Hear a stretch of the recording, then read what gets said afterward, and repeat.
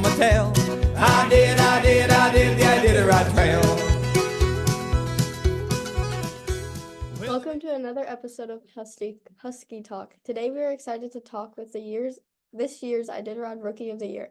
Listen as we talk to her about ins and outs of being a rookie in the Iditarod. Please welcome to the show, Josi Thyr. Hi, Josie. Hi. Welcome to the show. Thank you. Glad to be here. Can you start off by telling us a little bit about yourself? Yeah, so I got started mushing when I was about 12 years old. I was 9 when I got my first Husky and then trained her to pull and started racing when I was 12. But back when I was 9, growing up in northern Idaho, I read Libby Riddle's book about winning the Iditarod and told my mom I wanted to do the Iditarod someday. Didn't know how that was going to happen. And been mushing dogs, like I said, racing since I was 12. And it's just kind of been a slow progression from shorter races into Iditarod qualifiers. And now finally we completed the Iditarod last year. So what inspired you to get involved in mushing? I love the outdoors. I love working with dogs. It's pretty rewarding to see the dogs grow and change, especially younger dogs. So, a lot of times when you're training dogs from the beginning of the season to the end of the season, dogs can change a lot. And so that's a lot of fun. And then also just seeing the countries in the wintertime. I love being outdoors. And so you see a lot of animals and sights and things that you wouldn't see unless you had a snowmobile maybe out on the trails. So I love being outside in all the weather and getting to see all those sights.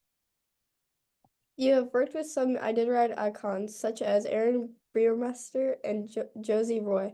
Can you talk to us about your experience working with them and the things you have learned from them?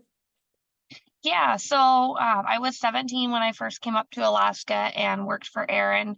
And that experience was incredible because that was the first time that I pretty much ran dogs almost every day. So before then, I was not very confident out on the trail, and it was just a matter of not having been out as much. I would run dogs a couple days a week, juggling school and, work and things like that in high school.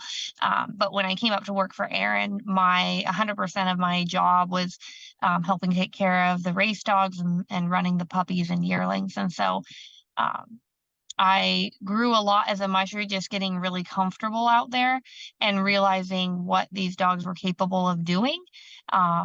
Because before then, I didn't realize that, when you said whoa and you stepped on the brake, they could stop very quick instead of you're like, whoa, whoa, whoa, for 5-10 minutes, like, come on, please stop.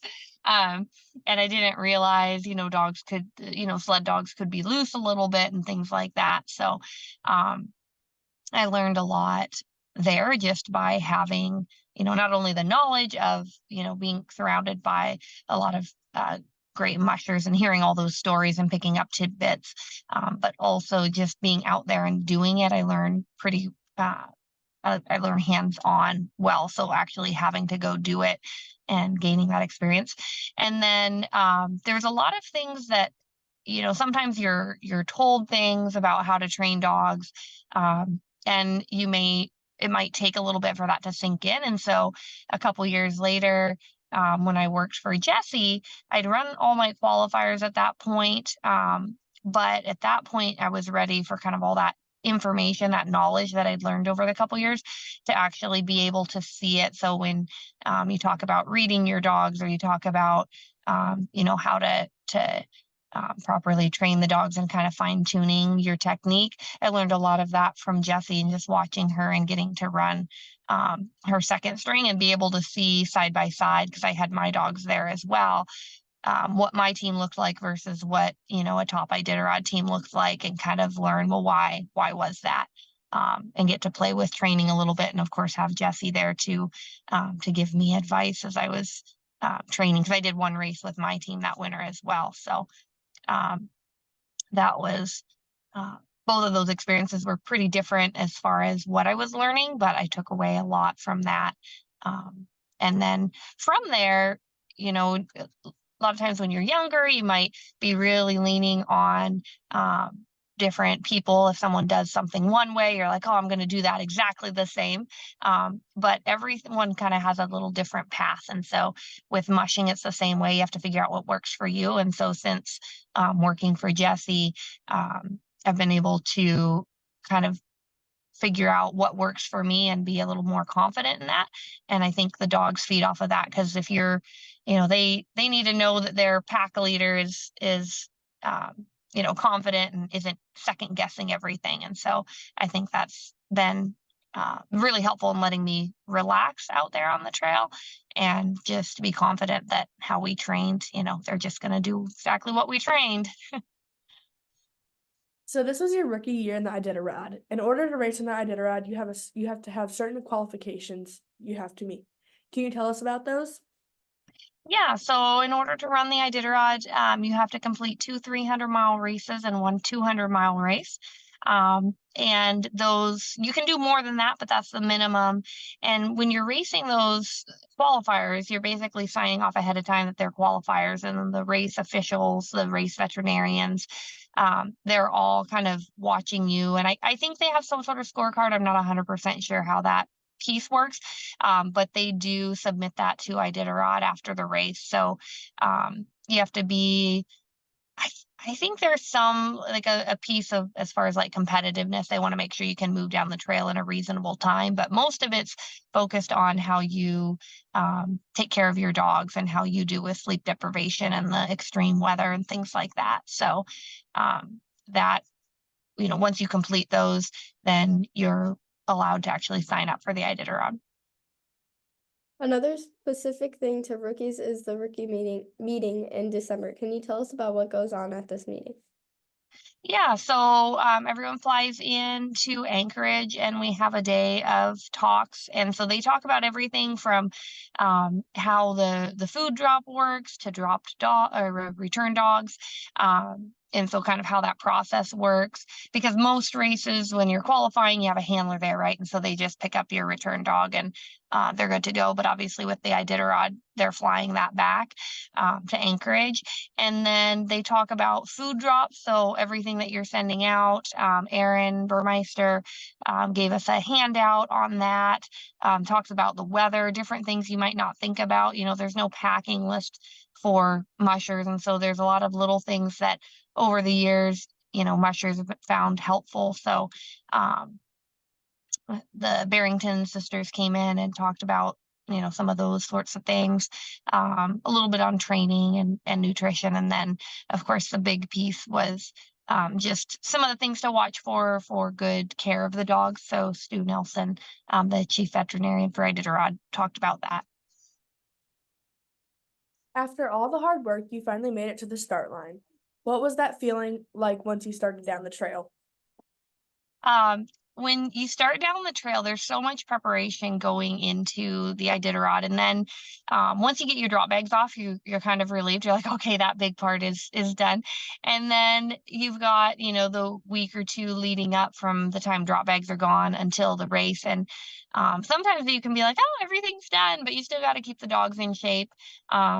And my last month leading up to Iditarod was pretty crazy. So by the time we got, you know, through the ceremonial start, through all the meetings and things like that, all the photos, all of that. Once we took off in Willow, it was just like this huge, just like, oh, we're out on the trail now. And so it's always a little bit of relaxation, I feel like, because at that point, if you've forgotten anything, like you're just going to have to make do with what you sent out. And there's kind of a peacefulness in that.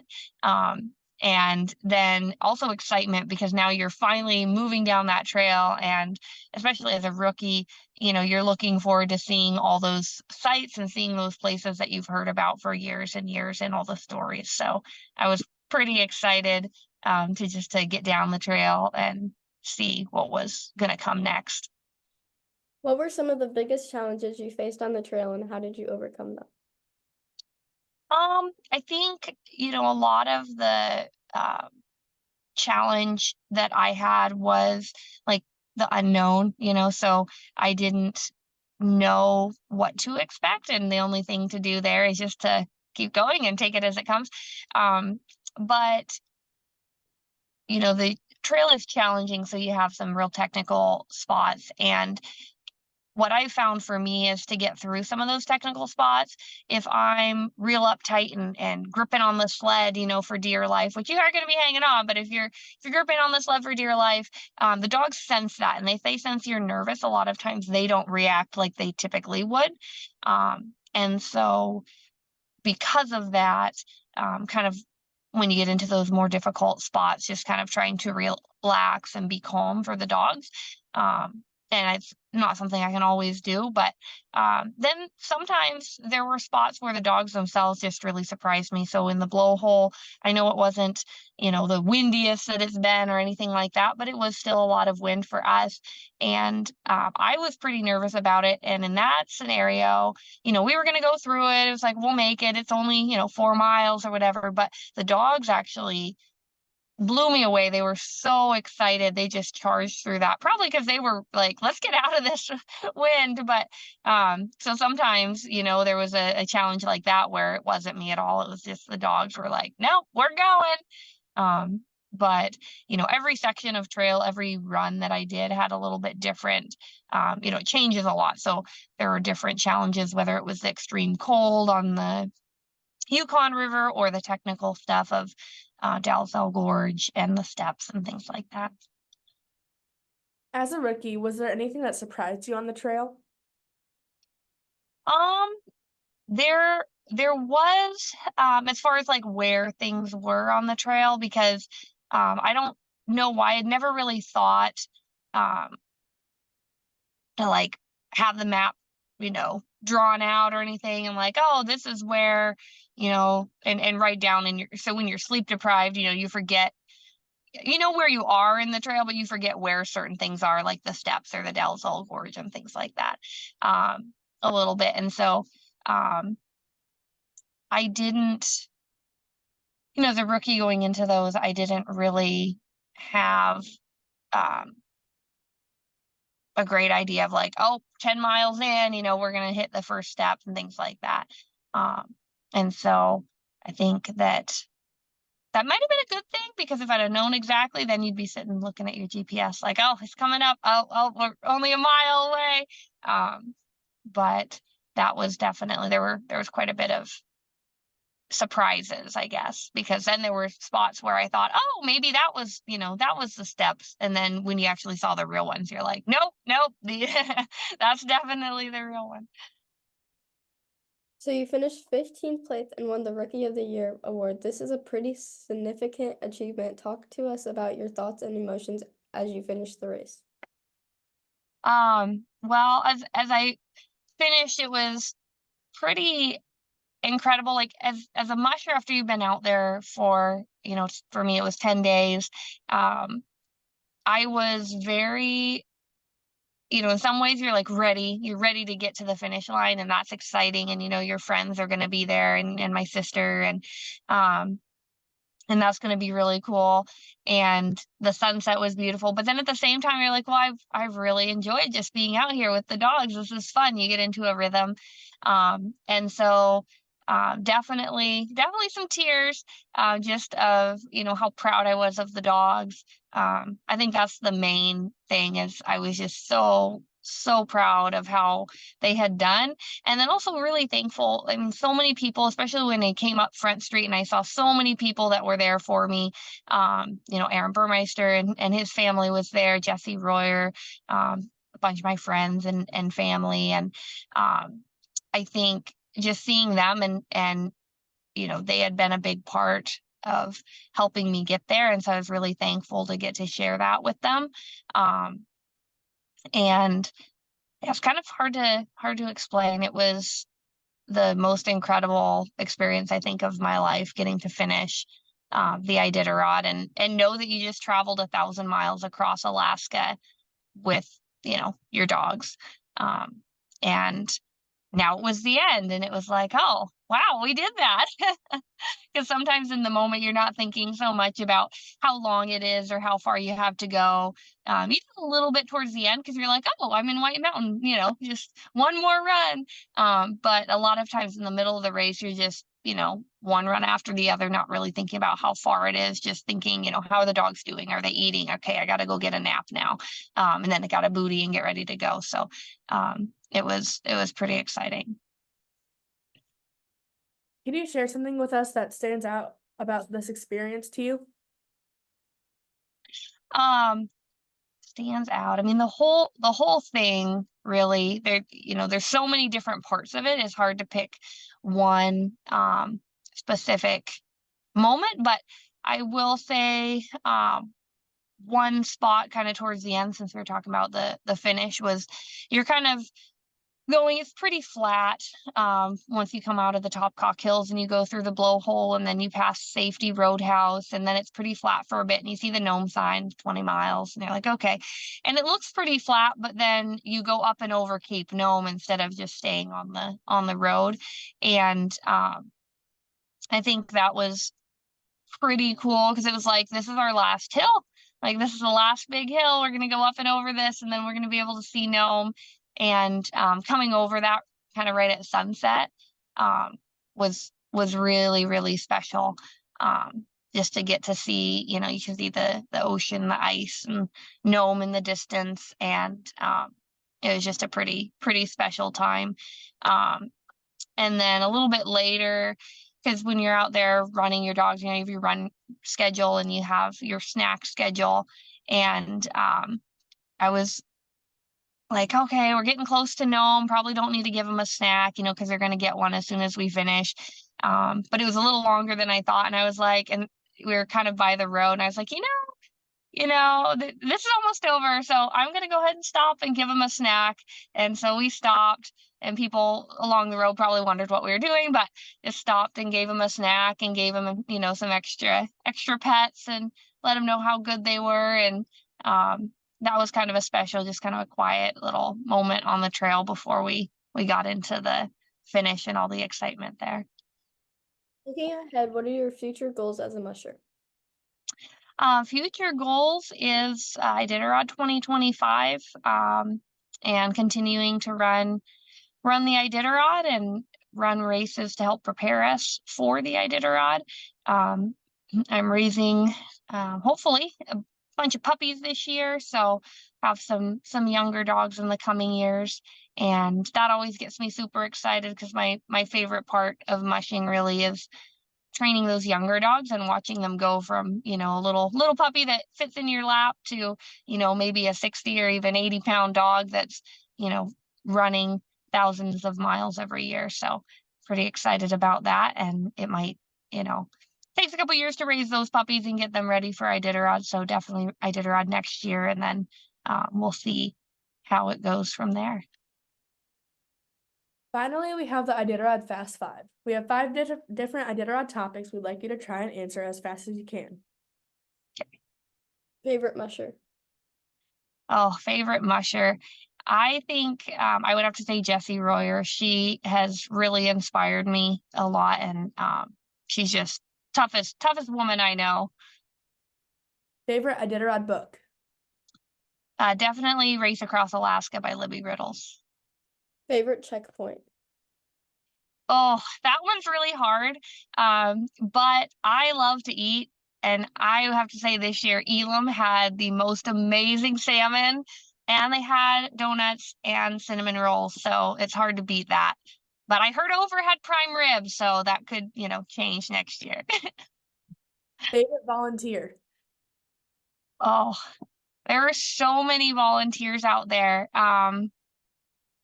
I don't think I could pick just one. I mean, everyone I interacted with was so nice. Everyone from, the checkers to, one of them in Shaktoolik gave up their bunk because there wasn't any bunks for the mushers. And I don't even remember what his name was. I was so tired. To, even in the Nome dog yard. So every volunteer that I talked with, they were just all amazing. Favorite former champion? Former champion. Oh, That's a hard one. I